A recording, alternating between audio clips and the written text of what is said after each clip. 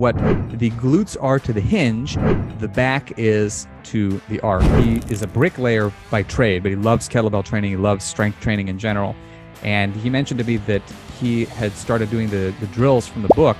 And he's in his, I think he's 48. And for the first time in his life, he did easy 32 kilo snatches for sets of 5, whereas he wasn't even close to doing a single one. Like, you can't think your way through ballistics, so... Totally. The whole idea behind the book is to make itself obsolete in your training.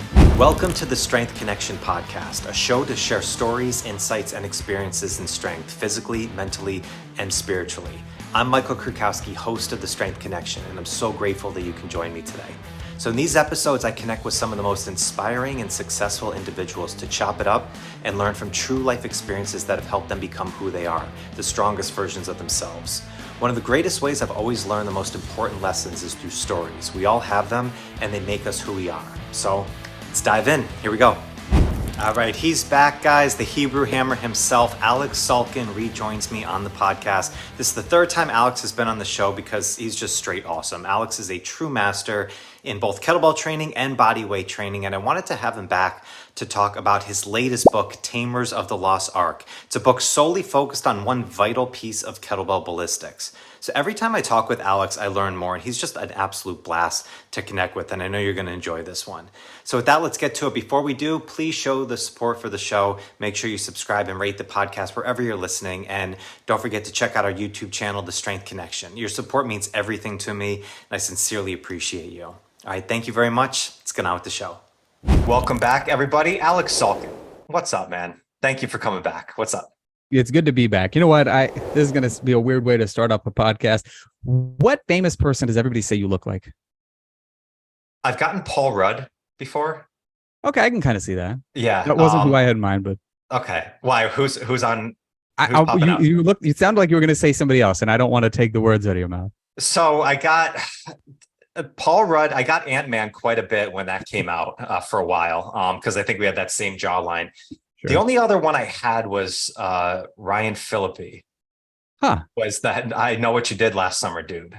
Yeah, of course. Yeah. Both guys, I'm like, I'll totally rock that doppelganger. Absolutely. Mentality right there. I was going to say Michael Keaton. Really?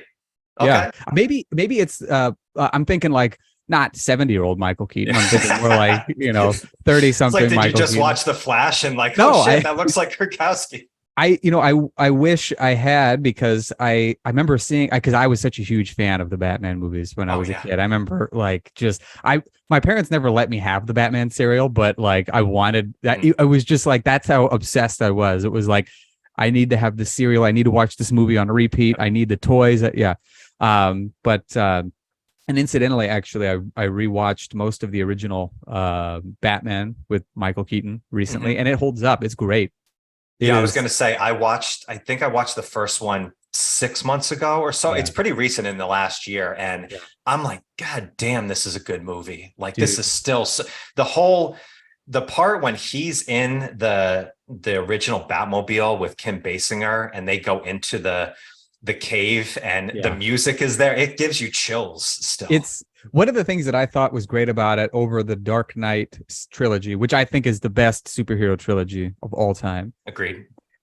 Is that, it's like you're entering a different world. But, the great thing about the Dark Knight trilogy is that it feels like this is our world, like this is happening in contemporarily or contemporaneously with us, versus Tim Burton's. It's like you're in this gothic sort of like alternate universe where all the rules of physics still apply and all the rules of this and that, but society's different, culture's different, everything is different enough where you feel like you're being transported to someplace else. And the way that everything was set up, it was it was incredible, and it still stands up to this day, I think. But in any case, you look more like Michael Keaton from that era, not 70-year-old. I'll take 1984 Michael Keaton. Yeah, that's not bad. So it's I'm such a huge Batman fan, and he's still my number one. Christian Bale was amazing in that whole series, and I honestly gave so much credit to Pattinson in the most recent one. I really loved it. I love the newest one because it really felt like that old school comic book type movie where it wasn't about Bruce Wayne at all. This was about the Batman. Like, Bruce Wayne was barely in the movie. Yeah.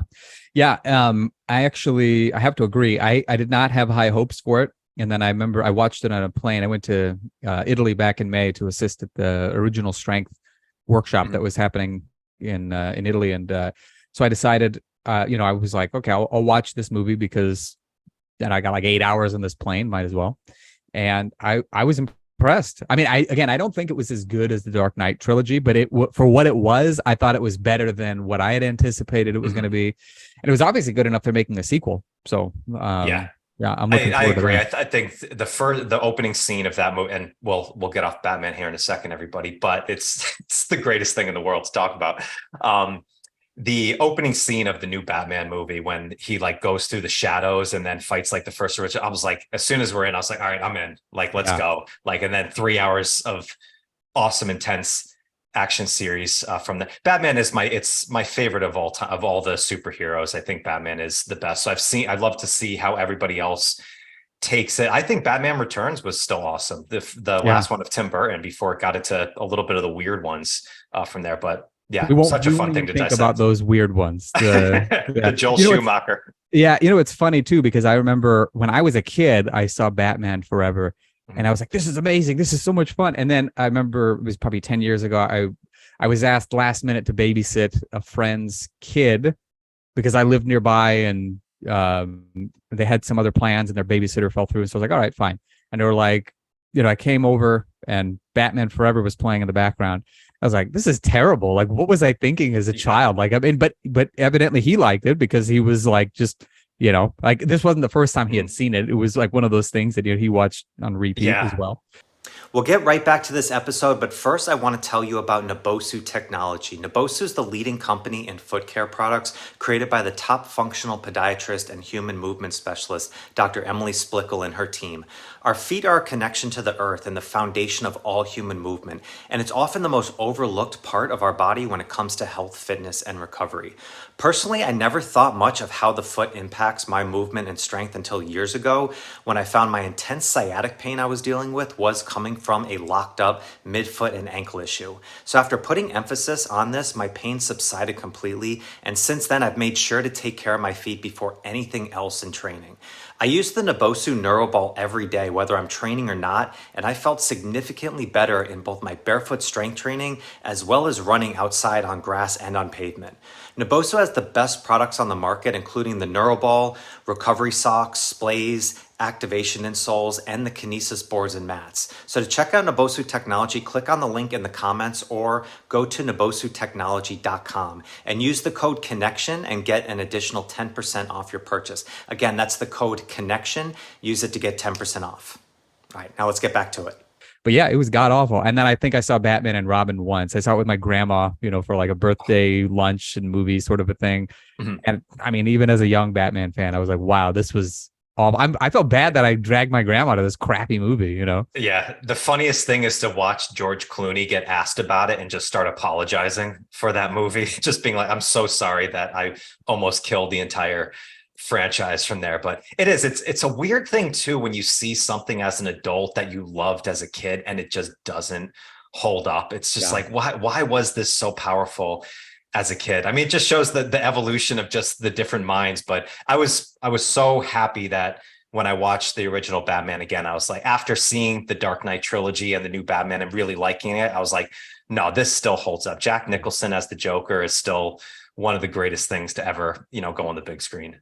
Yeah, it was brilliant. The whole thing, I thought, I haven't seen Batman Returns in quite a while, but I'm definitely down for it after rewatching the original and being very happy with it. So I think it deserves another watch for sure. No doubt. I love it. Well, listeners, if you think I look like Michael Keaton, then give Aleks some flowers here. If not, just tell him he's crazy. I'd love to hear your comments about it. Your name is Michael, so you're halfway there.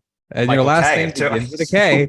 So that's probably 55% of the way there, at least. So folks, flowers, please. I insist. There we go. I love it. So, well, speaking of comic books, this is our trilogy episode that we're doing of you being a guest on the podcast. I love speaking with you about strength. We've gone back and forth numerous times. I've been on your podcast and so on and so forth. But it's been about a year since we chatted, which was your last book, the No BS Kettlebell book. And now you have a new book out, which is Tamers of the Lost Ark. There it is right there.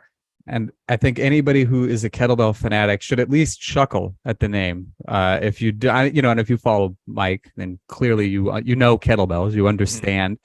But yeah, I thought the title was like I have to use it. It was a term that had been in my head for some time. I can give you the whole history behind the book because it's actually 5 years in the making. So and you'll be the first to be the exclusive to get the entire story because I've never told anybody this story before. I'm pumped. Well, let's not leave in suspense. Let's dive right into it. First off, I love the title, love the name. I love that you make the work that you do so fun as well. Like there's such great content in it and you have such good programs and put so much thought into it. But you also show like everybody wants to have that superhero feel and like that exciting kind of movie feel as we talked about. So when I see that right there, that just gets me excited and pumped up. I'm like, oh shit, what's going on inside this book? So break it down. Like what was 5 years in the making? So what was the mission? What was the philosophy behind this book? Well, I'll do this. I'll give you an overall idea of what the book is about so that, dear listeners, you can understand the nature of it and what the focus is. And then I'll work backwards and I'll talk about like we'll say the origin story of the book, because even a book can have an origin story. So the idea behind it is if you're familiar with kettlebell training, then you're definitely familiar with ballistic lifts, which are without question, I think like really the standout element of kettlebell training because yeah, I mean, you could do ballistic lifts with a barbell. I mean, it's far more advanced than what most people are really going to be able to expect to do. You can do ballistic lifts with a dumbbell, which is, I think, a little bit more achievable, but you can't really do ballistic lifts in the same way you can do with a kettlebell, where they're just uniquely designed for things like swings, cleans, high pulls, snatches, things of that nature. And if anybody's familiar with the terminology, they would know that the term arc is describing the path that the kettlebell travels through. And I remember I first read about this in Pavel's book, Enter the Kettlebell, where he talks about, I think it was Rob Lawrence, who was one of his early senior instructors, he referred to it as taming the arc, which is basically controlling the path that a kettlebell goes through in ballistic lifts.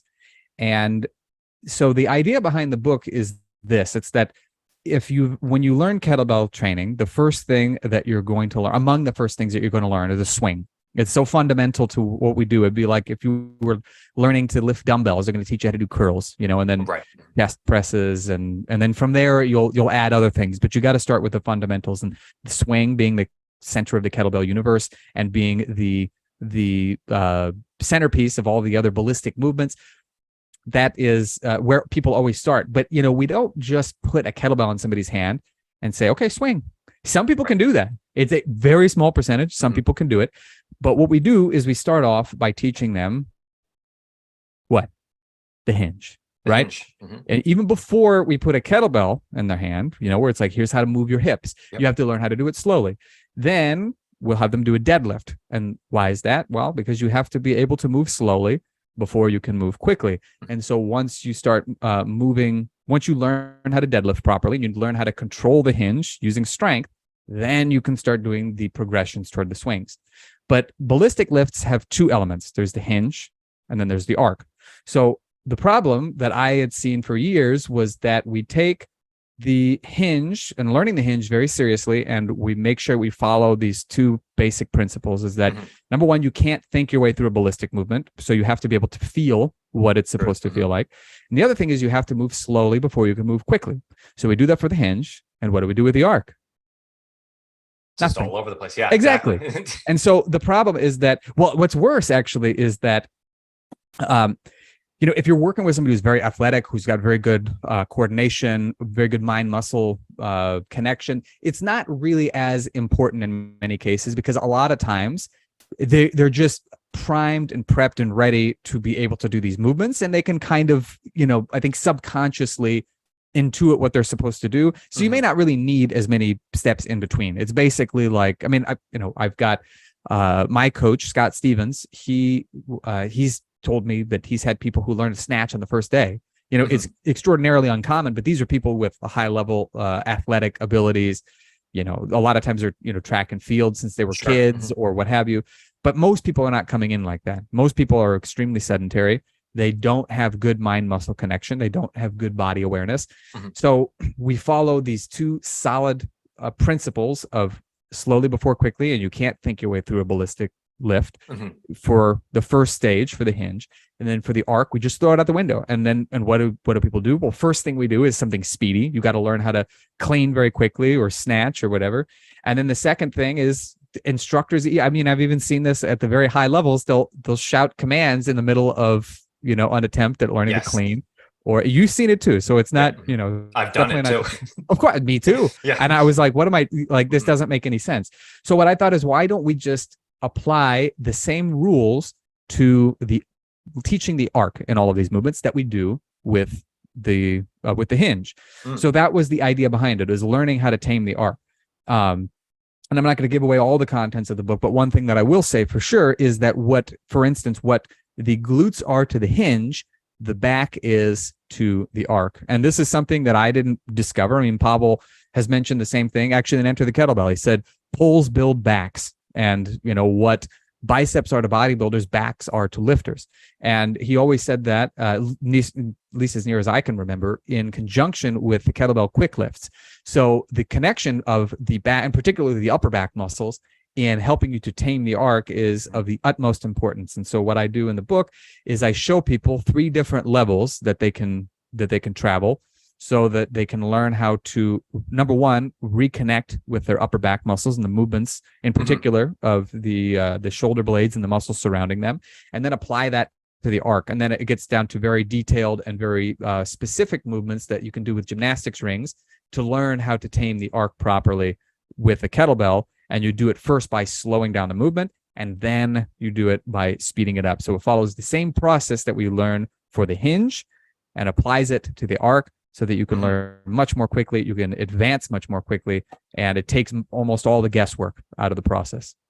That's really interesting. We put so much emphasis into the hinge and that proper hinge. And then once you get that, you think, okay, well, now just more reps and practice makes perfect. Then you'll just eventually get it down. And whenever, it's funny because even been doing this for forever, when I think taming the arc, I always think of snatching, not as much with swings or with cleans, other ballistics, from there.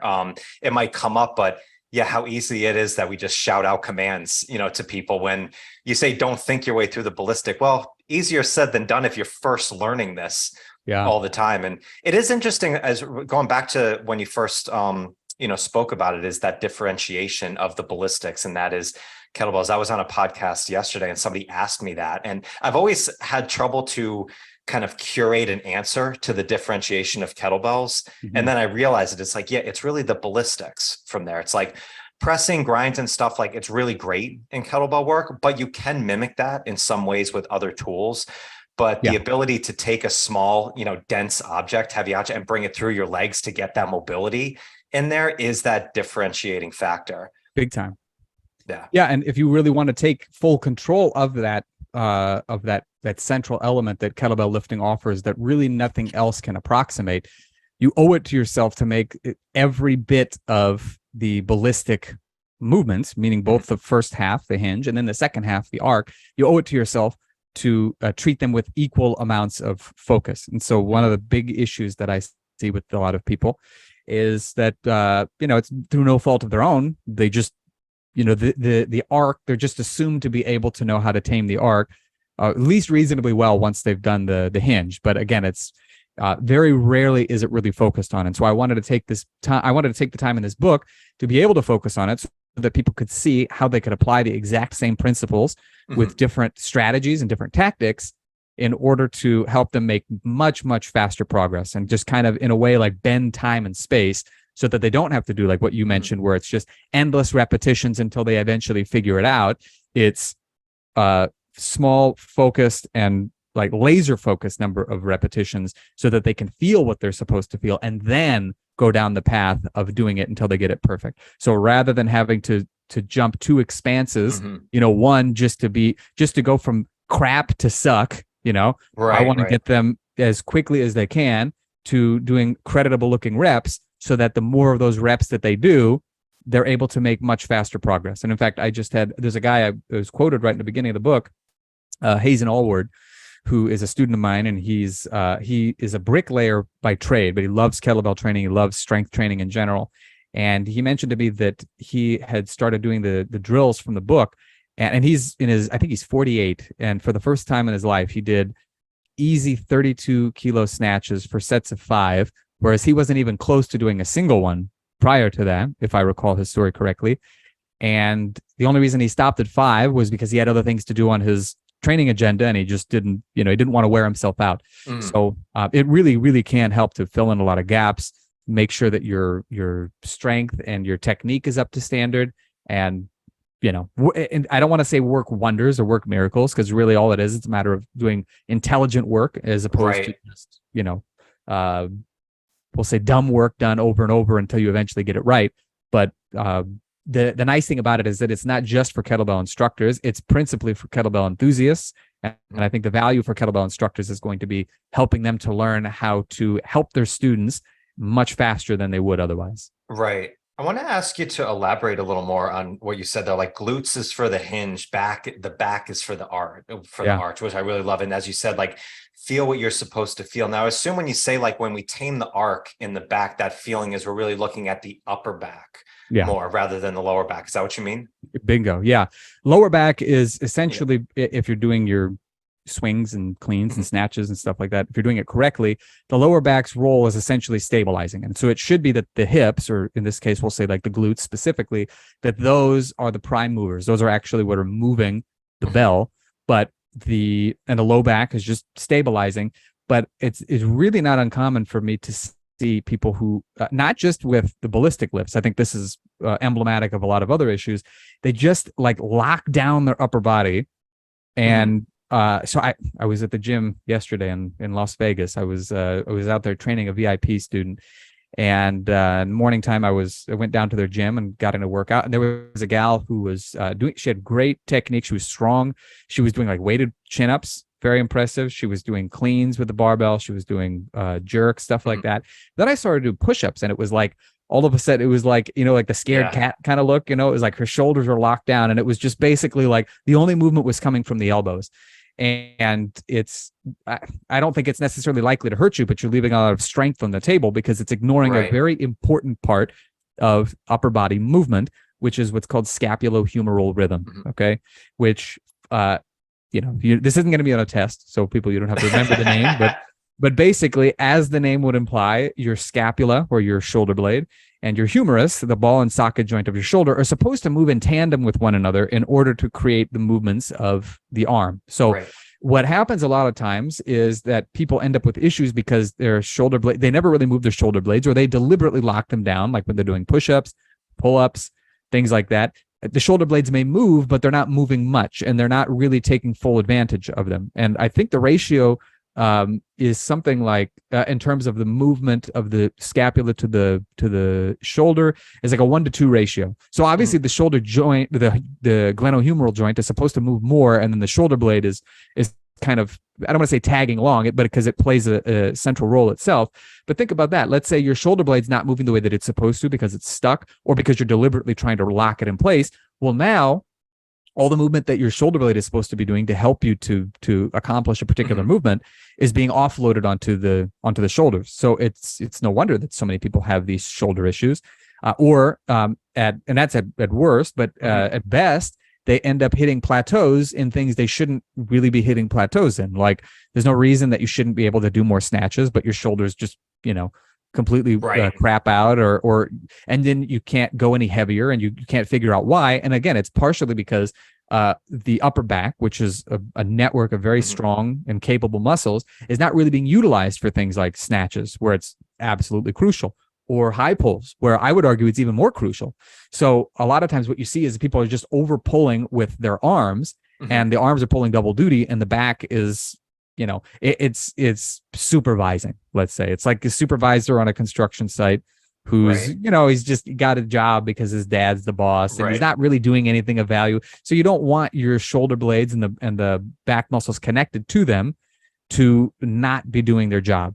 And so the big focus is, like I said, glutes are to the hinge what the upper back is to the arc. And that's exactly why, because the movements of the arms, which we see pretty readily in stuff like cleans, high pulls, snatches, swings as well, maybe to a lesser degree, because there's less we'll say like less interference from, the bending of the elbow, which is necessary for all the other ones. All of these things are mission critical. And if all you're relying on is just a movement of your elbow and not anything, and then secondarily, the movement of the shoulder, depending on where you're going, and you're not focusing on the role that the upper back plays, you're leaving tons and tons of strength on the table and tons of development on the table, because you're offloading a very, very important element of your training to, whatever will pick up the extra work.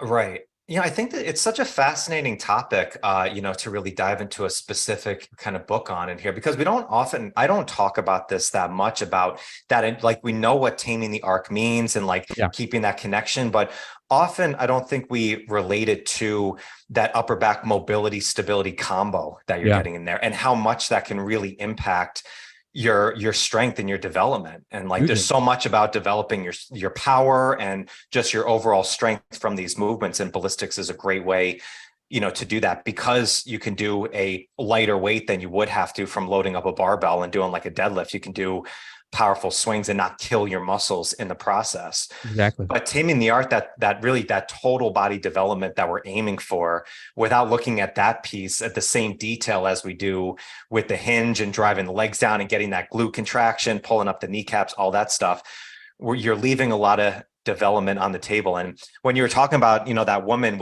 she's crushing out great strength with lifts like weighted chin-ups, but then you go to something as remedial as a push-up, and you see there's such a lack of something going on there. Yeah. It's an interesting thing to see. I've seen people do that where I've seen them in the gym where they're so strong. They have such great just total body strength from just some of the things they do. And then they go and do a 16-kilogram kettlebell swing, and it looks like the most awkward thing in the world, just because there's no connection to, and it feels so weird in my head. I was like, I just saw you do some really incredible athletic stuff, and now all of a sudden 35 pounds is kicking your ass all over the gym on the other side. It is really, it's such a strange thing.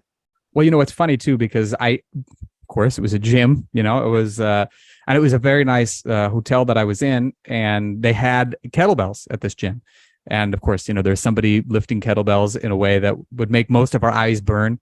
So yeah, you see that stuff all the time. And the guy didn't look like he didn't know what he was doing. It was, but it's very interesting to see that it's like, kettlebells and calisthenics, two of the things which have the potential to make the biggest impact on your strength overall. People put very little thought into how to actually perform them. And so one of the things, for instance, with this book that I want to try to do is get the people who see the value of kettlebell training and they see the value of getting really good at it, get them to see how they can fill in certain gaps in their own training.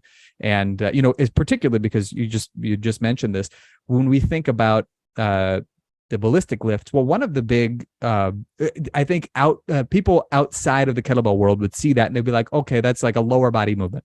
They might be like, oh, it's an upper body movement because you're lifting with your arms, right? And you say, no, you're using your hips. And they say, okay, so it's a lower body movement. Well, then what's the retort from there? No, it's a full body movement. Yeah. Mm-hmm. So then the question that, which by the way, I accept, I think that's a very good answer. But the question then that needs to be asked of kettlebell instructors is really, so what other parts of the body are you working in the swing?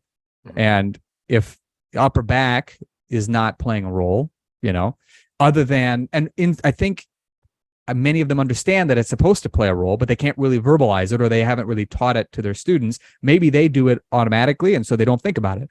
But if you have students which are going to be most of our students, hunched over all day, they're like completely, they're typing on a computer, they're, hunched over their steering wheel, all these other things. Well, they're going to have a hard time pulling their shoulder blades back. So it's not uncommon when you see somebody first doing swings that, the kettlebell pulls their shoulder out of the socket. Yeah. So the first thing you got to do is tell them, here's how to pull the shoulder. Here's how to pull your shoulder back. Well, what's pulling the shoulder back? It's not your biceps, not your triceps. So instinctively, I think instructors realize the importance of the upper back, but they don't really put much focus on it. It's one of those things where I think they treat it in some sense kind of like the lower back, where it's like, yeah, it's supposed to stabilize and that's it. But the reality is there's a lot more movement happening in the upper back if you're doing everything correctly. And so that's one of the big things that I think if people make that change, whether they're instructors or they're enthusiasts, it's going to make the biggest overall impact on their kettlebell lifting as just about anything else. That's huge. Yeah, I remember Mark Chang made an incredible explanation of the postural muscles and the difference of lung capacity in something Mm. like a snatch test. Oh, sure. Yeah, we had, I remember somebody was doing a snatch test and they only got like 95 reps or something like that. So they missed it out. And he was showing the posture of every rep at the end was kind of this slightly closed off, and the Yeah. difference of when you actually open up those postural muscles, how it opens up your lung capacity, where you can increase by 10, 20% in that. And all of a sudden it feels like, oh my God, my cardio has really improved. It's like, yeah, you didn't do anything really for your cardiorespiratory system. You just improved your postural muscles there. You And got out of your own way. exactly. Well, when you kind of talked about that, like the total body movement, and I understand that same thing. I've kind of just said, yes, absolutely.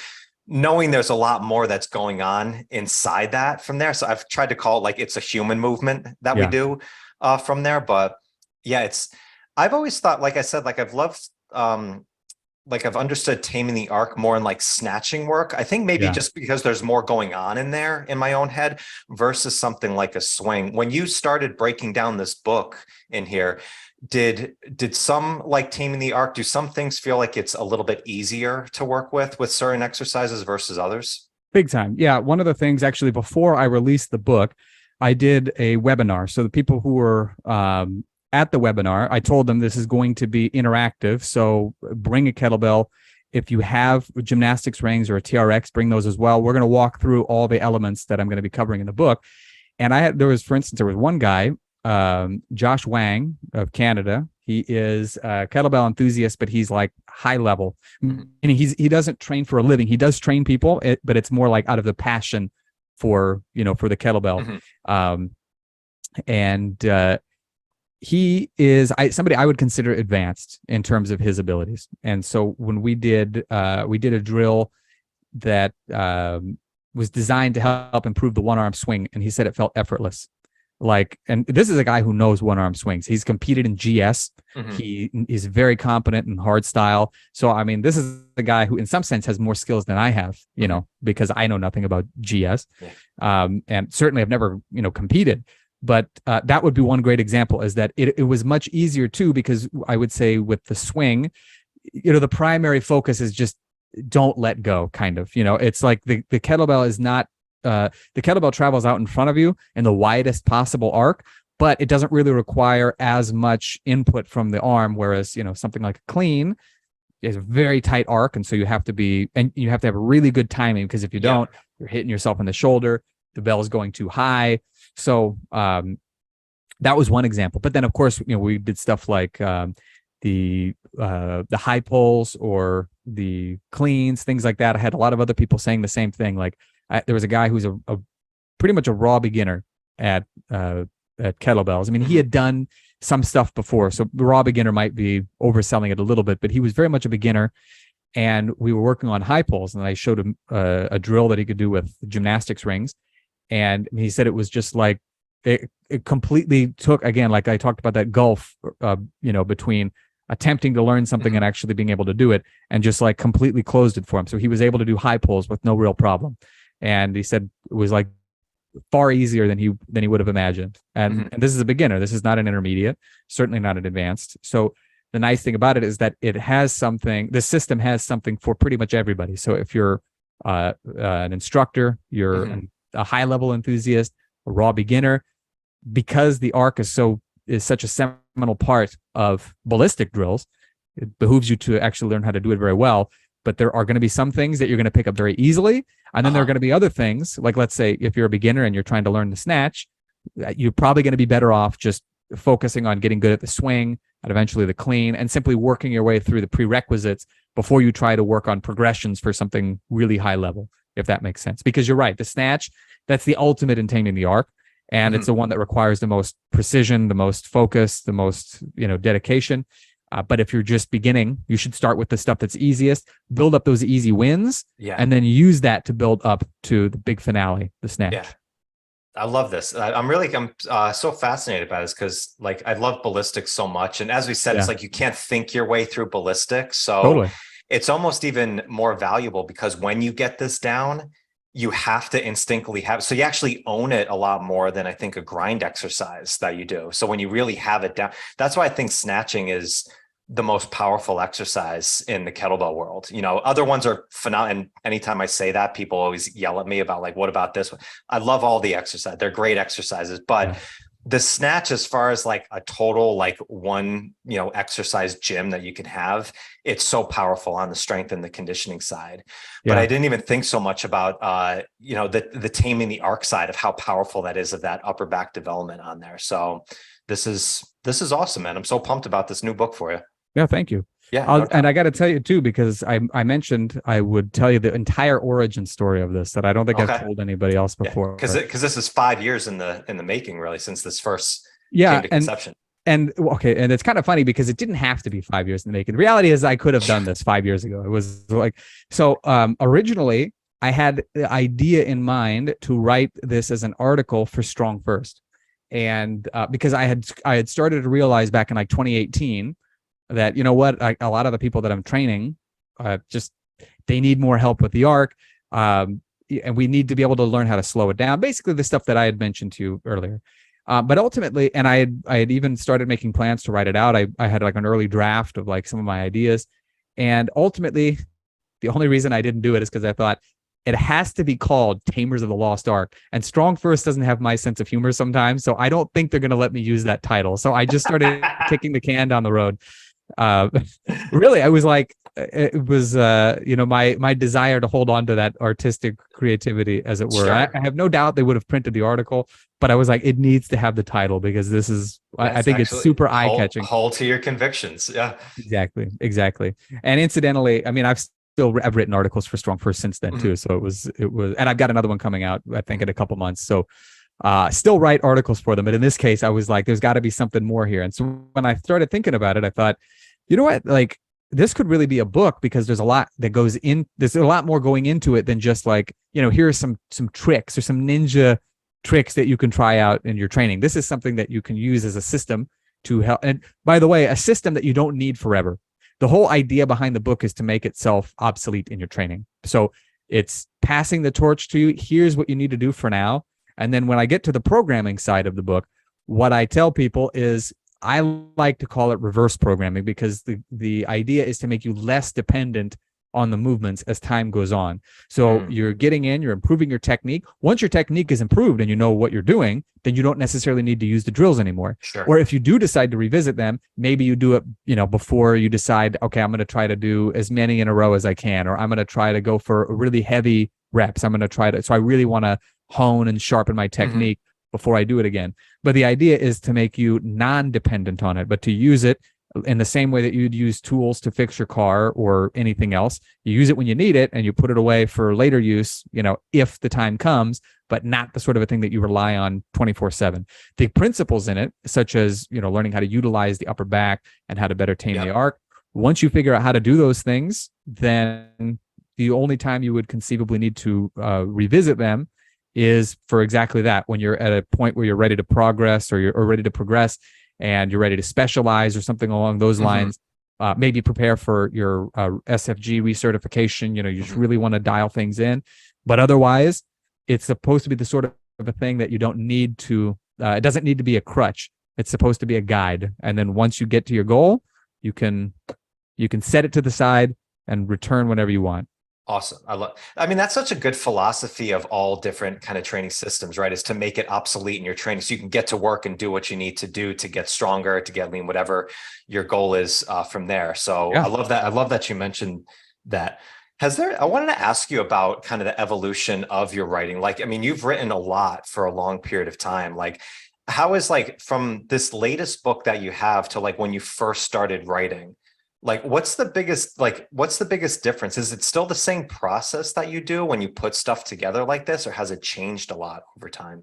I think it's changed quite a bit, particularly because I would say when I started writing, it was somewhat recreational. One of my friends at the time needled me to write like on a blog. So I started writing a daily blog that, you know, a couple of friends read. This was, I think, kind of like before the inundation of social media. This was like 2005.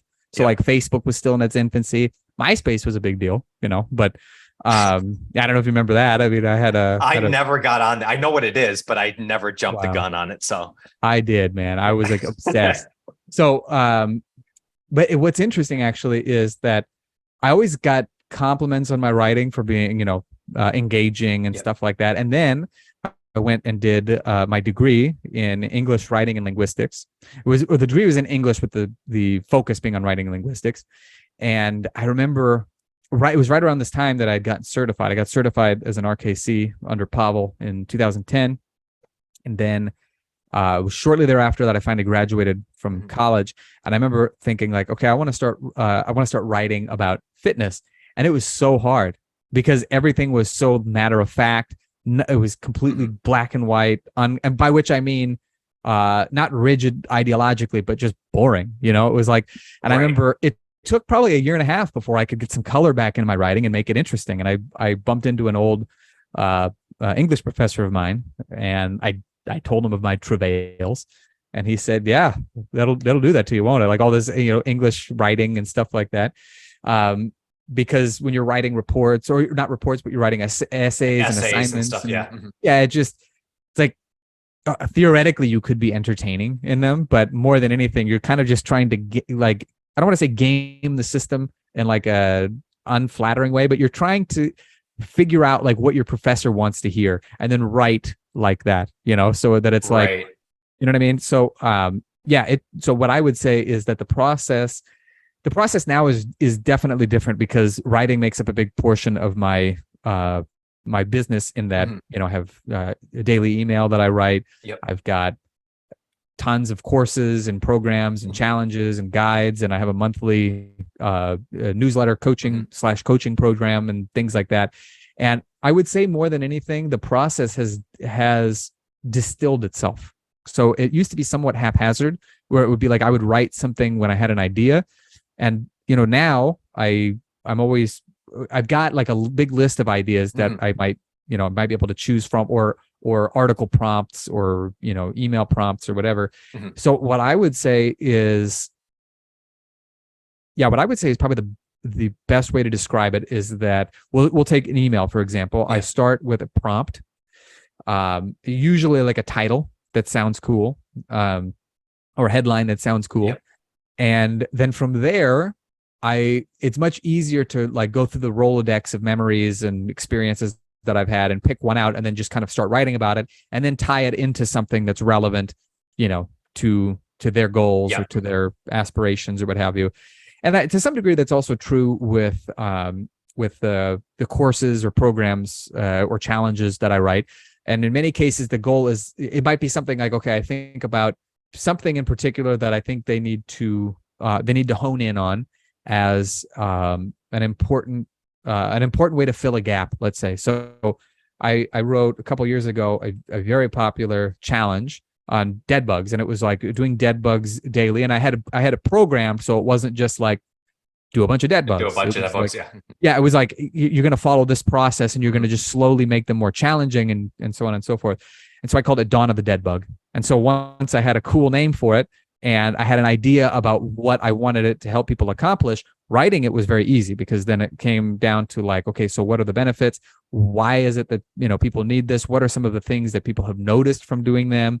And, and so on down the line. And so for me, it's starting with an idea or a prompt, and then from there figuring out, and this is of the utmost importance, who I'm trying to help, because, I don't train professional athletes. I don't train people who are, in their 20s and stuff like that, just looking to, let's say, pack on as much mass, or, spend their whole day in the gym just working out. It's people who are in their 40s, 50s, even 60s, who have, a career. They might be a business owner.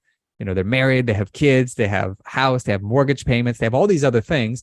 And yet they have this enthusiasm and this like thirst to get stronger, to get fitter, to become better than they were when they were kids, better than they were when they were in their 20s. And they believe, very correctly, in my opinion, that the best version of themselves has never yet seen the light of day, and that it's up to them to develop and bring that person out. And so they understand that, they have some mileage built up, and they have also other challenges like minimal amount of time. They don't necessarily have time to commute to a gym.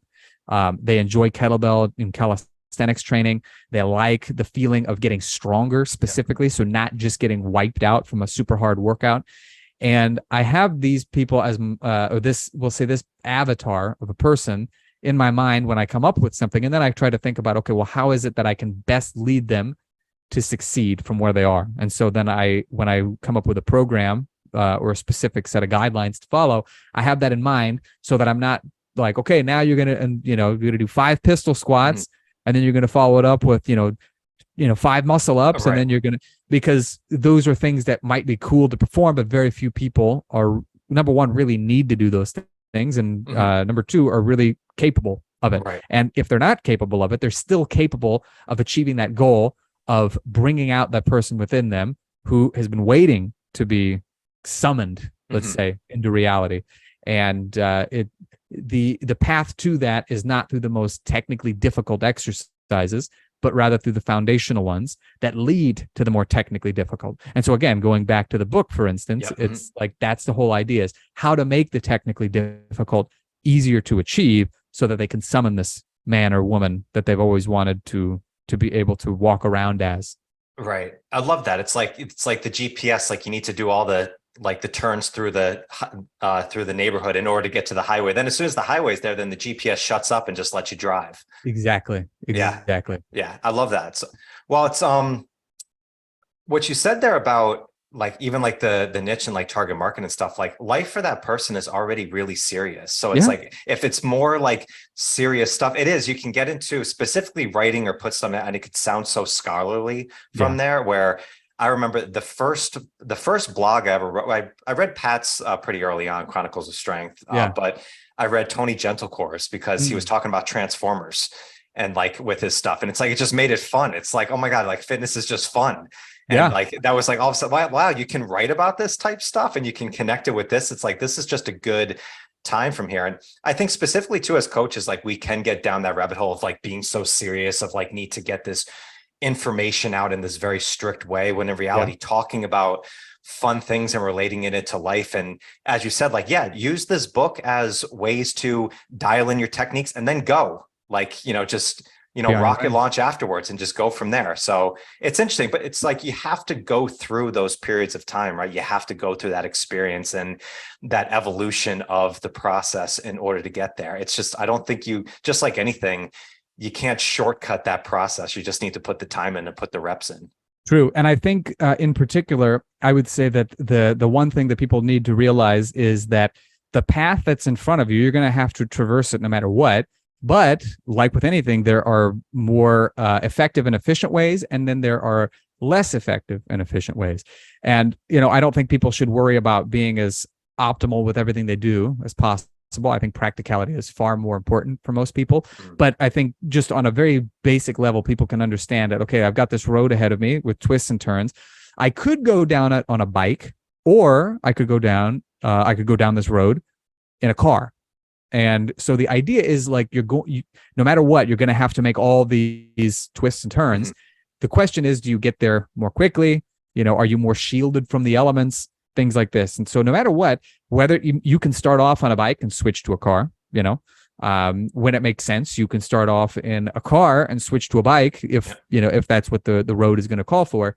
But use this analogy as a way to understand that there are definitely smarter ways to do things, and let's say less time efficient ways to do things.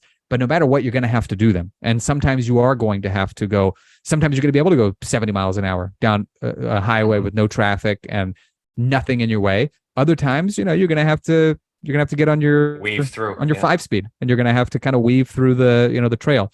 So that's just the way that things go. But the ideal is to use the right means of transportation wherever possible, going down that road, and not worrying so much when you have to switch from 4 wheels to 2 or 2 to 4. Love that. Optimal versus practical. That's a beautiful debate. Well, I have this concept. I'll have to tell you about it some other time. Called I like to call it minimal, maximal, optimal, practical, and those are basically your 4 options for training.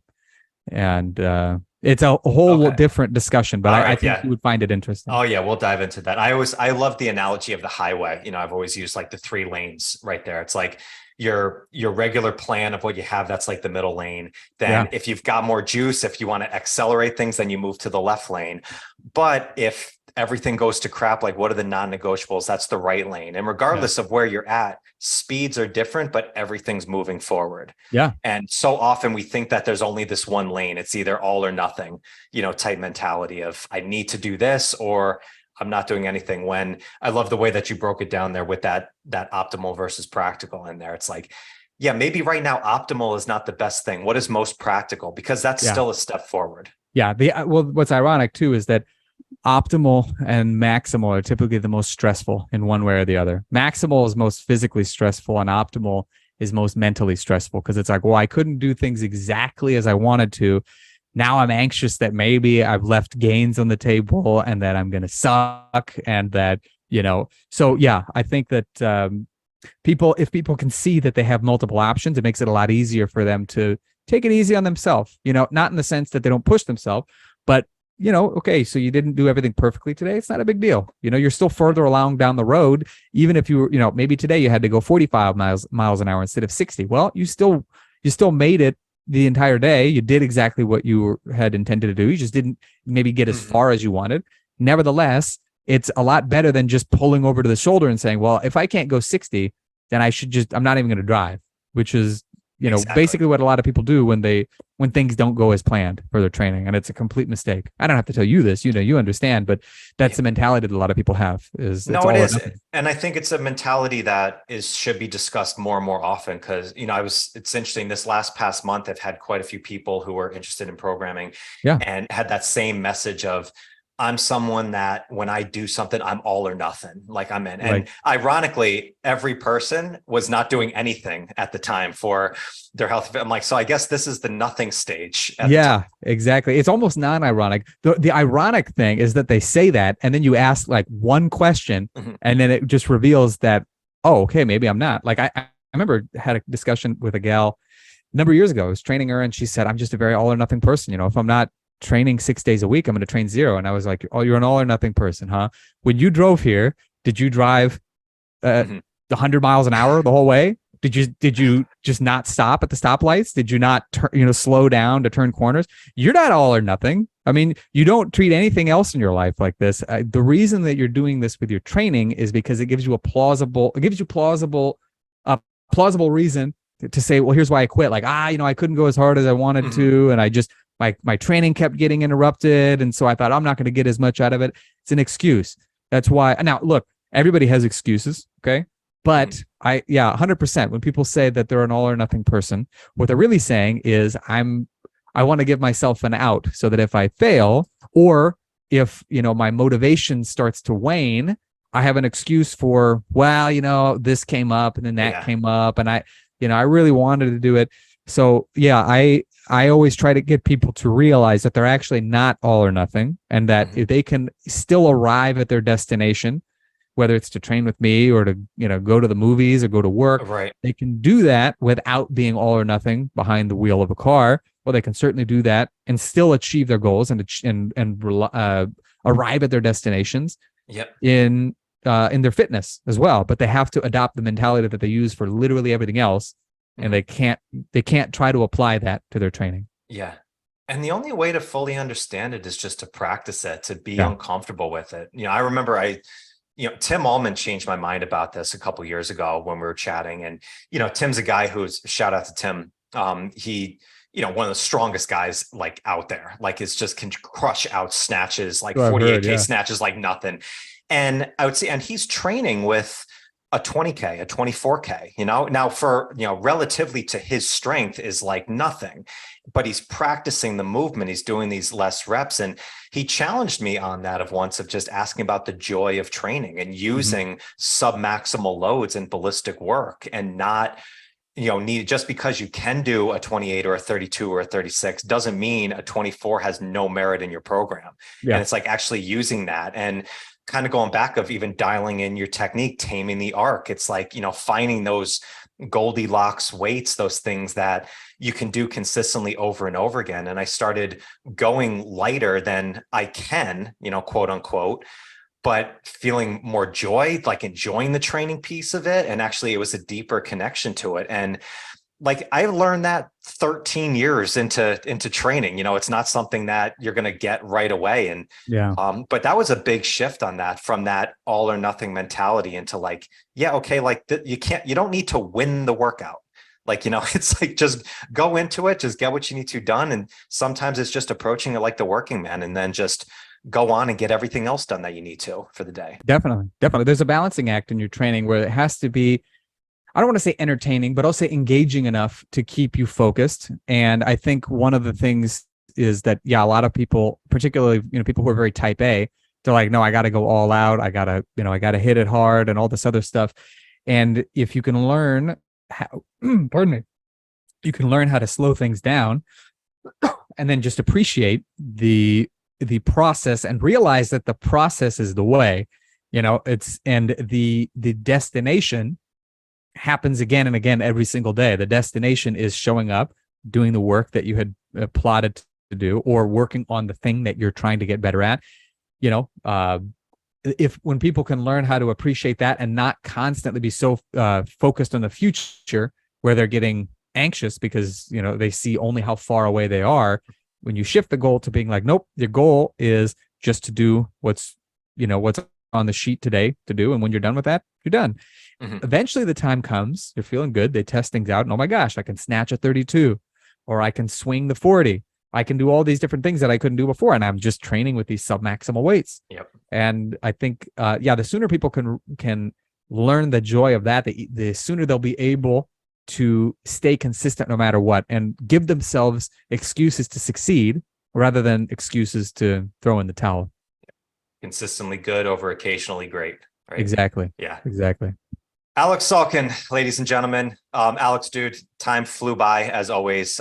There was more things that we would dive into, which we'll have to do for another time, I think. But man, it's always a pleasure having you on, and congrats on the new book. It's freaking awesome. And dude, thanks so much for jumping on. I appreciate it. Thank you for having me on. Absolutely. If people want to jump into Tamers of the Lost Ark, check out your content. What's the best place that they can go and grab it? Well, it's on Amazon. So if you type in either my name, you'd have to spell it correctly. It's spelled Aleks. Blame my parents for that one. Or you can just type in Tamers of the Lost Ark and you should find it. And alternatively, the other thing is, if you like the kind of training that you can do daily, kind of like what, Mike and I were just talking about, and you like stuff like kettlebells and calisthenics, you might also like my 9-minute kettlebell and bodyweight challenge, which is free. It basically consists of gait pattern movements that help you to really tie your body together better, get your strength from head to toe boosted up without really complicating anything in your programming, specifically because it can be done in conjunction with your regular training. So I've had people tell me that they'll do it either before their workouts as part of their warm-up, or after their workouts as part of the finisher. And they'll do it daily because it's not exhausting. It's something that, is very, very repeatable. And it's, again, gait pattern movements like crawling, loaded carries, other things like that. It's kind of a thing that you can learn very, very quickly. And it's a lot of fun. It's entertaining, it's engaging, and you'll get a lot out of it. And you can just go to 9minutechallenge.com and you can get your free copy from there. So if that is your style, by all means, go to 9minutechallenge.com. I think you'll really enjoy it. And if you are looking to increase your kettlebell panache, technique, then Tamers of the Lost Ark on Amazon has got you covered. Beautiful. Alex, you're the best. Thank you so much, my friend. We won't wait a year for the next one here. We'll have to do it much earlier from there, but absolutely appreciate it, man. And we'll chat soon. Listeners, go check out Alex, and I will catch you on the next one. All right. Peace. Thank you so much for joining me today. I hope you found some great value here. And if you like this episode, please drop a comment and leave us a 5-star rating and review. It does more to build the show than you can imagine. And do not forget to check out and join the Strength Connection Facebook group. In this group, I share the biggest takeaways and lessons from these amazing conversations, as well as training and strength tips for pursuing mastery and fulfillment in life. This group is filled with individuals looking to take full control over their strength, and it's the perfect space to explore new ideas and to share your journey. And you'll also get exclusive access to these Strength Connection Mastery Seminars. It's a deep dive into the physical, mental, and spiritual training that you can begin using immediately. So do not wait, go now. Seriously, go. All right, much love to you. Thank you so much, and I'll catch you on the next one.